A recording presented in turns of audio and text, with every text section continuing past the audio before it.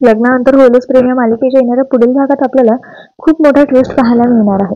मित्रांनो, आता आपण पाहणार आहोत की जीवाने काव्यासाठी लिहिलेलं पत्र वाचून नंदिनीचा मोठा गैरसमज होतो. त्यामुळे नंदिनी जीवासमोर डिवोर्सचे पेपर पुढे करत जीवाला म्हणते, मी तुम्हाला आता मोकळं करते. जीवा, तुम्हाला आता आपल्या लग्नाचा त्रास होणार नाही. तिकडे आता पार्थने सुद्धा काव्यासमोर जे आहे ते डिवोर्सचे पेपर पुढे केलेले असतात. आता मी कायमची तुमची सुटका करते असं पार्थ देखील आता म्हणतो. आता नंदिनी व पार्थने आपल्याला दिलेले डिवोर्सचे पेपर बघून जीवा व काव्याच्या पायाखालची जमीनच सरकून जाते.